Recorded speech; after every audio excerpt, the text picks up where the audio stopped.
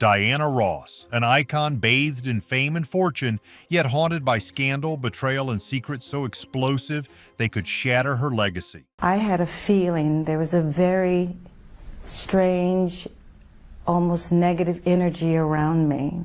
You think you know Diana Ross? Think again. The real story is darker, more twisted, and far more shocking than you could ever imagine.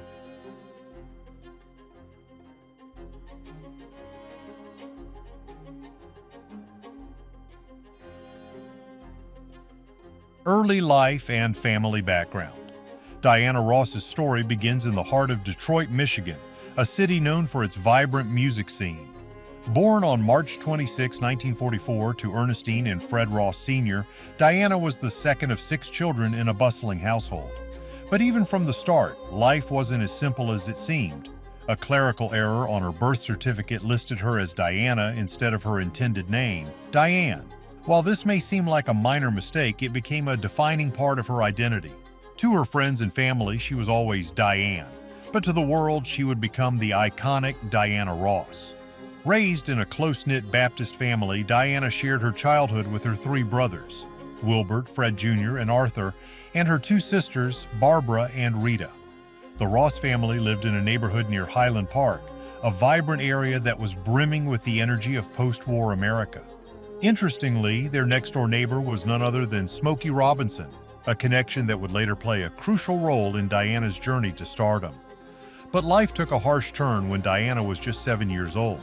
Her mother fell severely ill with tuberculosis, a disease that at the time was a serious and often deadly illness. The Ross family had to make a heartbreaking decision to send Diana and her siblings to live with their maternal grandparents, Reverend William Moten and Mrs. William Moten in Bessemer, Alabama. Imagine being uprooted from everything you know as a child and sent to a completely different environment, all while your mother is battling a life-threatening illness.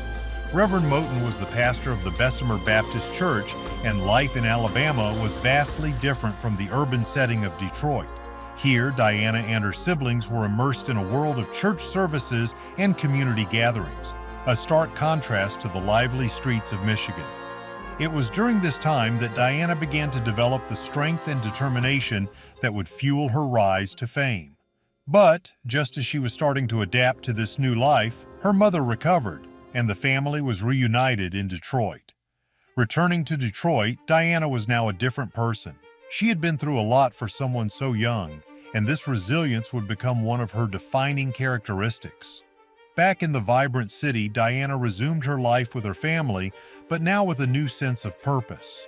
Detroit was a city on the rise, especially in the world of music, and it was here that Diana would begin her journey into the entertainment industry. But how did a young girl from Detroit, shaped by such hardships, go on to become one of the most iconic figures in music history? These early years in Detroit, intertwined with moments of joy and sorrow, laid the foundation for Diana Ross's incredible journey. But the story of her rise is as much about the people she met along the way as it is about her own talent. One such figure was Smokey Robinson, whose role in Diana's life would soon take on much greater significance. How did this next-door neighbor influence her path? And what unexpected twists were yet to come in the young life of Diana Ross? Personal struggles, aspirations, and career beginnings. As Diana Ross entered her teenage years, her life began to take on a new shape, one that would eventually lead her to the global stage. In 1958, at the age of 14, Diana's family moved to the Brewster Douglas housing projects in Detroit. This working-class neighborhood was a far cry from the vibrant community they had left behind, and the transition was anything but easy. Diana attended Cass Technical High School, a prestigious preparatory school in downtown Detroit, known for its rigorous academic programs and talented students. It was here that she first nurtured her passion for fashion design, dreaming of a future where she could create her own clothing line. Diana wasn't just any student. She immersed herself in classes on pattern making, tailoring, and fashion design. But her ambitions didn't stop there. On weekends and evenings, she took modeling and cosmetology classes, sharpening her skills and preparing for a future that even then she could sense was going to be extraordinary. But how did a girl with dreams of fashion end up becoming one of the most celebrated voices in music?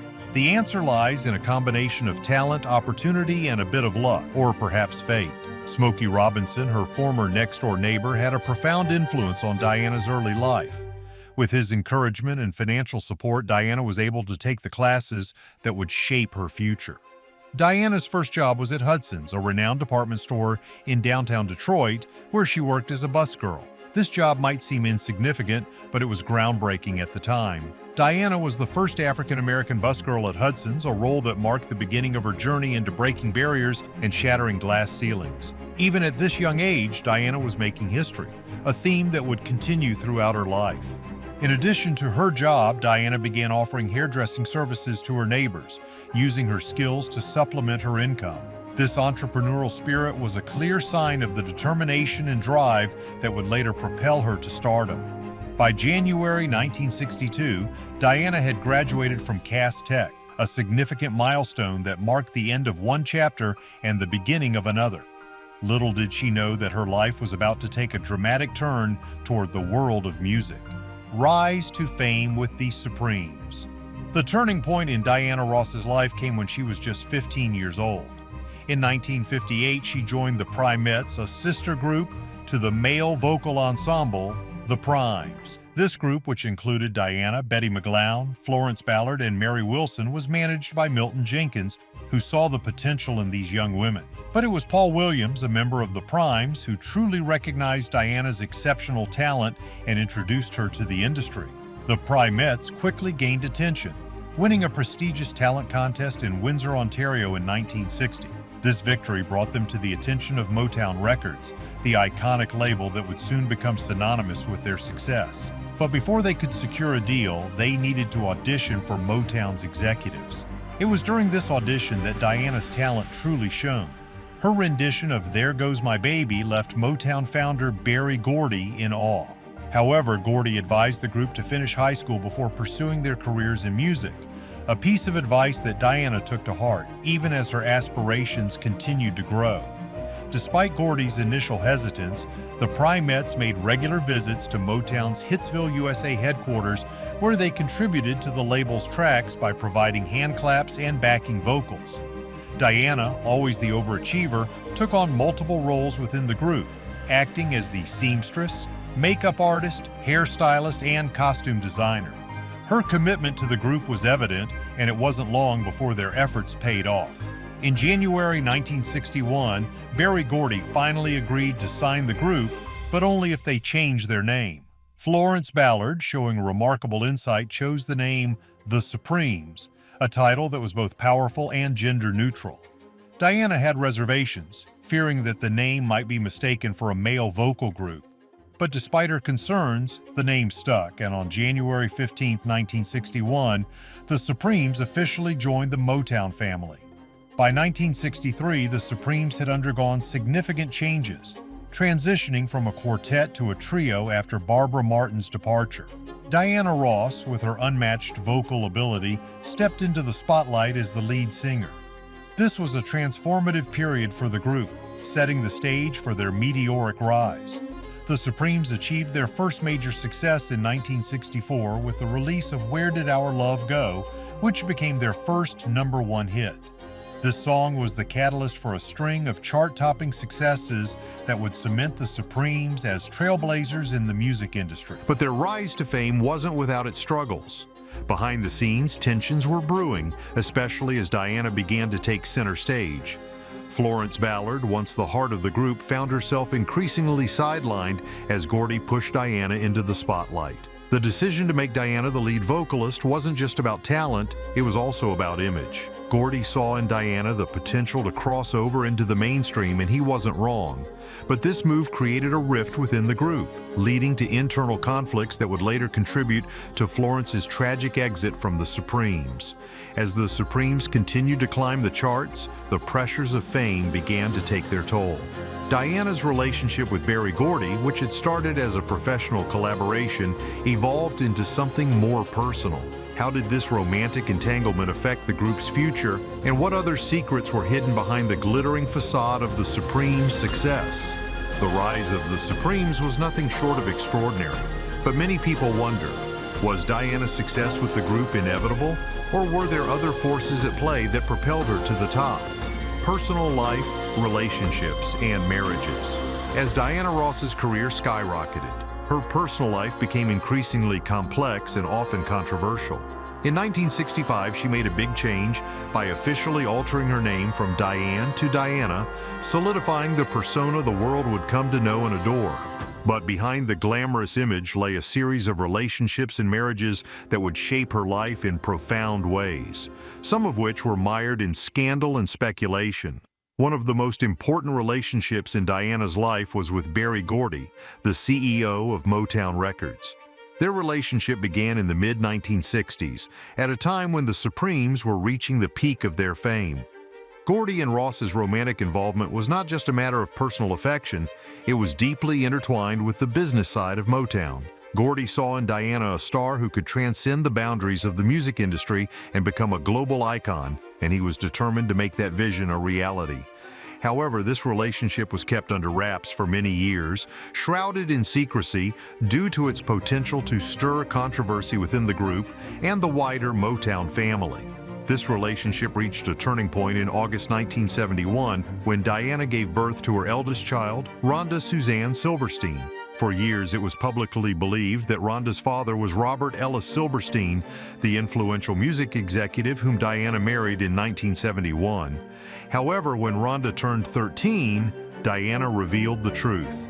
Berry Gordy was her biological father. This revelation added a layer of complexity to Diana's personal life, as it had been a well-guarded secret within the family. Until that point, Rhonda had affectionately referred to Gordy as Uncle BB, unaware of her true parentage. The disclosure of Gordy's paternity was a shock to many, but it also highlighted the intricate web of relationships that Diana navigated during her career.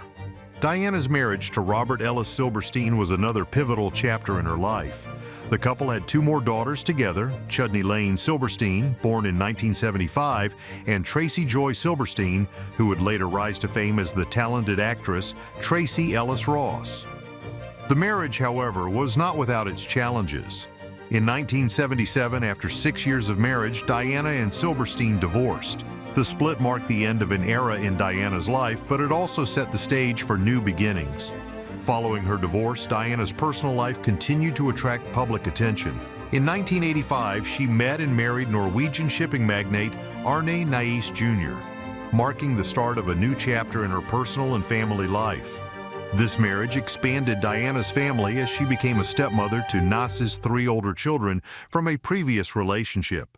Together, Diana and Arne had 2 sons, Ross Arne Næss, born in 1987, and Evan Olaf Næss, born in 1988.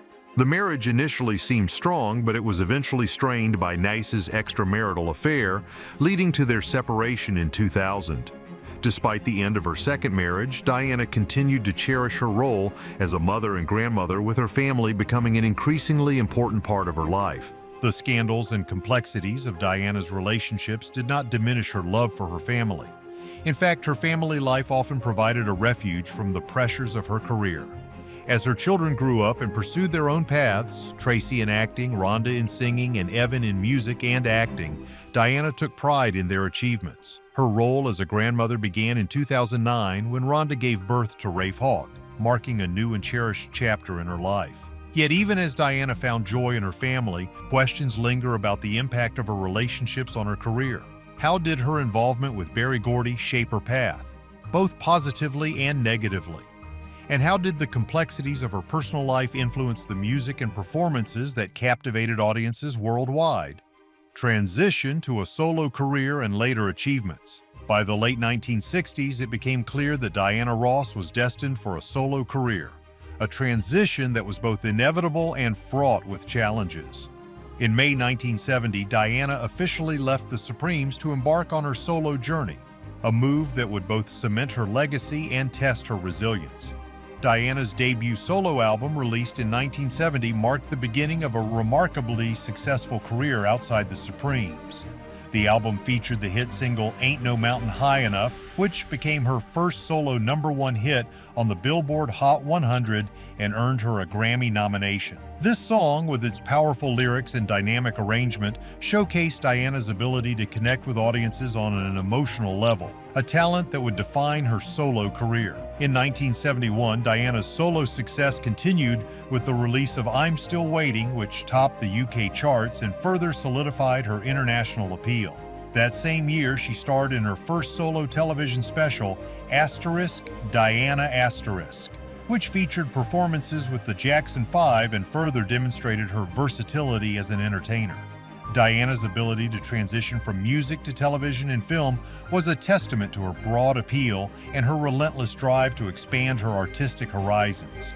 However, Diana's ambitions extended beyond music and television. In 1972, she made her film debut in Lady Sings the Blues, a biographical film about the life of jazz legend Billie Holiday. Diana's portrayal of Holiday was met with critical acclaim, earning her an Academy Award nomination for Best Actress. This was a significant achievement, not just for Diana, but for African-American women in Hollywood, as it marked a rare moment of recognition in an industry that was, at the time, notoriously difficult for women of color to penetrate. The film's soundtrack also became a major success, selling over 2 million copies and reaching #1 on the Billboard 200 chart. As Diana's solo career flourished, she continued to push boundaries. In 1973, she released the hit single Touch Me in the Morning, which became her second solo #1 on the Billboard Hot 100. The song, a soulful ballad, was a departure from her earlier Motown hits and showcased a more mature and reflective side of her artistry. This period also saw the release of Diana and Marvin, a duet album with fellow Motown artist Marvin Gaye. The album, which included the international hit You Are Everything, was a commercial success and highlighted Diana's ability to collaborate with other artists while still maintaining her unique voice. Diana's influence wasn't confined to the music charts. In 1976, she launched her first solo world tour, An Evening with Diana Ross, which included a 2-week run at Broadway's Palace Theater and an Emmy-nominated television special. The tour was a huge success, cementing her status as a global superstar. The following year, she received a special Tony Award for her performance, further acknowledging her impact on the entertainment industry. By 1980, Diana was ready to reinvent herself once again. She released the album Diana, produced by the legendary Nile Rodgers and Bernard Edwards of Chic. The album featured the hits I'm Coming Out and Upside Down, both of which became anthems of the disco era. Diana was a critical and commercial success, reaching #2 on the Billboard 200 and solidifying her status as a dance music icon. In 1981, Diana collaborated with Lionel Richie on the duet Endless Love, a ballad that became one of the best-selling singles of all time. The song topped the charts worldwide and earned Diana her 6th and final #1 hit on the Billboard Hot 100. Endless Love was a significant achievement, not only because of its commercial success, but also because it demonstrated Diana's continued relevance in the music industry. Despite her ongoing success, Diana made a surprising decision in 1981 when she left Motown, the label that had been her home for over 2 decades. She signed a $20 million contract with RCA Records, one of the largest recording deals in history at the time. This move was a bold statement, signaling Diana's desire for greater artistic control and financial independence. Under RCA, she continued to release successful albums, including Why Do Fools Fall in Love in 1981 and Silk Electric in 1982, the latter of which included the hit single Muscles, written and produced by Michael Jackson. Diana's later years saw her continue to break barriers and set records. In 1985, she performed at the Live Aid concert, a global event that raised funds for famine relief in Ethiopia. That same year, she was featured on the charity single We Are the World, which became one of the best-selling singles of all time and raised millions for humanitarian aid. But not all of Diana's later years were without controversy. In 2002, she was arrested for driving under the influence in Tucson, Arizona, an incident that led to a highly publicized trial and a 2-day jail sentence. This event, while a low point in Diana's personal life, did little to diminish her status as an icon. In fact, it highlighted the intense public scrutiny that Diana had faced throughout her career, a reminder that even legends are not immune to personal struggles. However, Diana's resilience remained unshaken. Just 2 years later, she appeared on the cover of Essence magazine with her daughter Tracee Ellis Ross, underscoring her role as a devoted mother despite turbulent times. Her career continued to thrive, marked by honors like the Presidential Medal of Freedom in 2016 and a Lifetime Achievement Award at the American Music Awards in 2017. Diana also launched a successful MAC Icon makeup line and collaborated with Rod Stewart on a duet that charted well. In 2015, she began a mini residency at the Venetian in Las Vegas, celebrating her enduring legacy. Diana's influence extended beyond music. She performed at the 2008 Nobel Peace Prize concert and the 2022 Platinum Jubilee for Queen Elizabeth II. Her continued presence in the industry was solidified by the release of Supertonic Mixes in 2020 and her collaboration with Tame Impala for the Minions, the Rise of Gru soundtrack in 2022. Even as she navigated personal and professional highs and lows, Diana's ability to connect with audiences never waned. From headlining tours to receiving lifetime honors, her legacy only grew stronger. How does Diana Ross continue to stay relevant and captivating after all these years? What's next for this icon? Let us know what you think in the comments. If you enjoyed the video, make sure to like and subscribe. Thanks for tuning in.